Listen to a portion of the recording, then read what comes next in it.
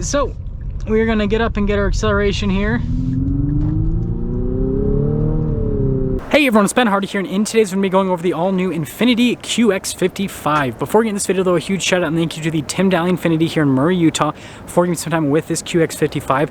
I'm going to include a link to their inventory in the description down below so you can check out what they have currently. If you have any questions or need any help, just ask for Cam. And then on a side note, if you want to save time and money the next time you purchase a car, link to my car buying guide in the description down below. Let's get into it.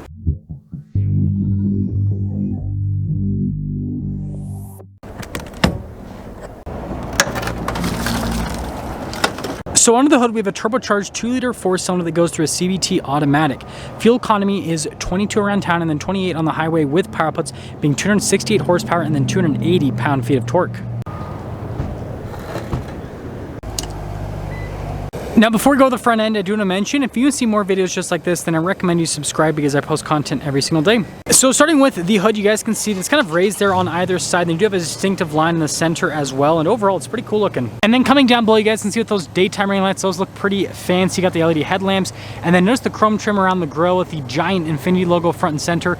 There are parking sensors at the bottom, and then you do have fog lights on either side. And putting it all together, I do think it's a handsome looking SUV.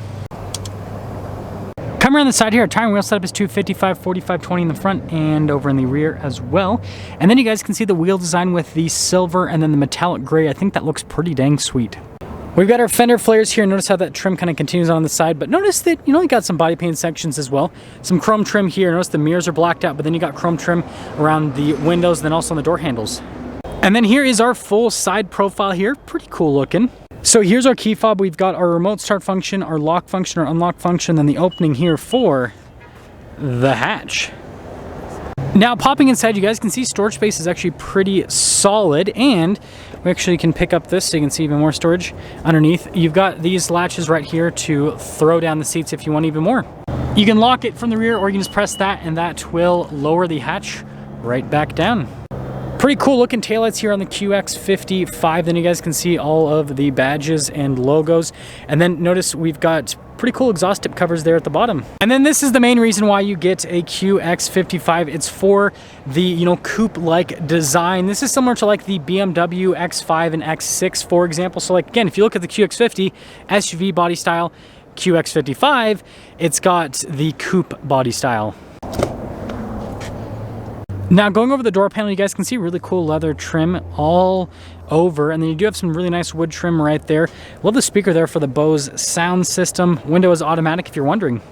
Got these really beautiful leather seats here. Notice perforated all down the center portion. Then you do have the black leather there on either side. So legroom's pretty solid here. You guys can see you've got a little storage pocket right there. We've got some vents here in the center. And then down below that, heated seats. We've got some USBs and our own climate control. And then you guys can see headroom's also solid. And look at this, cup holder armrest. Now with the front door panel, you guys can see really nice leather trim yet again, and then look at the wood trim as well. All looks fantastic. All of our window controls right here. We do have our mirror adjustments. The mirrors do power fold in, memory seat functionality, and then the mirrors have blind spot monitoring. That red leather theme continues, as you can see, and then notice perforated leather all down the center. And then we do have all of our power adjustments there on the side. Notice the Infiniti logo as well. So we've got our light controls right here, and then you guys can see for the steering assist, your parking sensors, that's for the heads-up display. And then we've got that to open up the hatch. And look at the wood trim here at the top, and then the leather trim at the very top.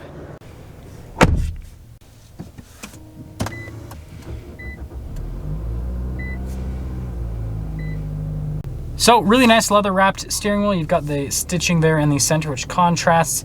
We've got these controls for that center screen, adaptive cruise controls, some of the stuff for the safety tech, and then this control stack for that center screen. Voice command volume controls, and then you guys can see turn signal stock, windshield wiper stock. So with our gauge cluster, mostly analog, but we do have a screen there in the center, which we can basically scroll through some different menus to see different bits of info on the vehicle. Pretty standard stuff, right? Most modern vehicles have something like this. And then we also have the different drive modes we can go through. We got a sport mode, a standard mode, an eco mode, and then we also have a personal mode as well. Now here is the camera. You guys can see trajectory lines turn with the steering wheel, and then you have that bird's eye view as well. And then if I actually put it into park and press the camera button, then you got like the front camera and all that. So cool 360 camera system.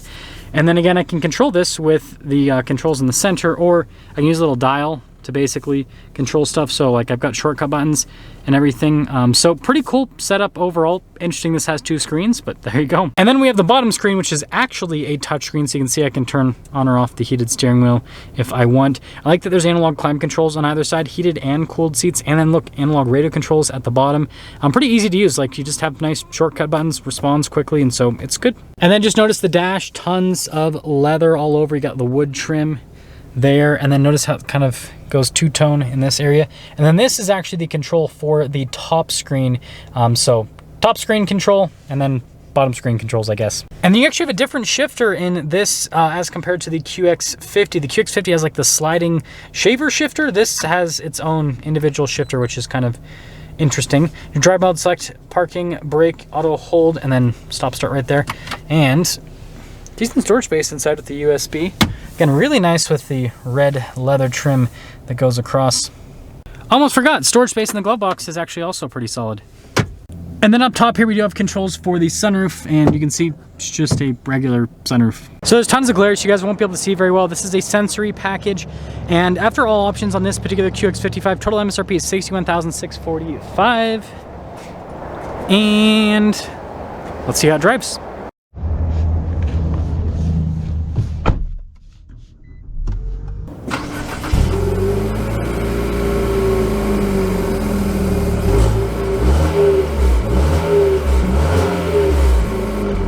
So let's talk about visibility before we set off. Here's your visibility over the hood. You guys can now hopefully see the heads-up display. Both the mirrors, which do have blind spot monitoring, and then throughout the rest of the rear. And let's set off. Well, let's talk about how this QX55 drives. And I'm driving this back-to-back with the QX50. I did this on purpose to see like what the differences actually are, and there's not a lot. It's similar to like what BMW and Mercedes do, where you have like the SUV version and then you have the coupe version, so it just depends on which style you like the most. But with that being said, yeah, still comfortable ride, seat comfort's good.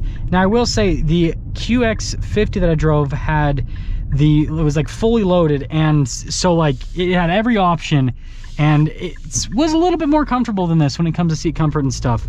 So I think that's definitely a benefit with that one. Yeah, still torquey out of this engine.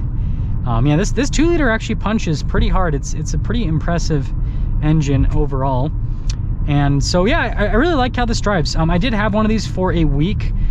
This was sometime last year. I can't exactly remember when.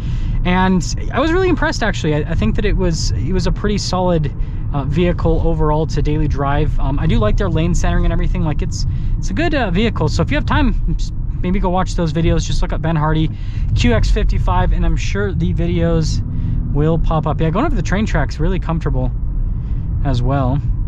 It just kind of plops right over. Yeah, we'll see these ones.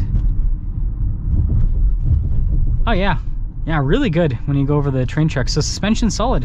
So we're gonna get up and get our acceleration here. Super quick with the transitions, and frankly with the acceleration too. So I'm gonna do the manual shifts right here, just to kind of show this. Like look, press the paddle, pretty much instant response. Yeah, super responsive.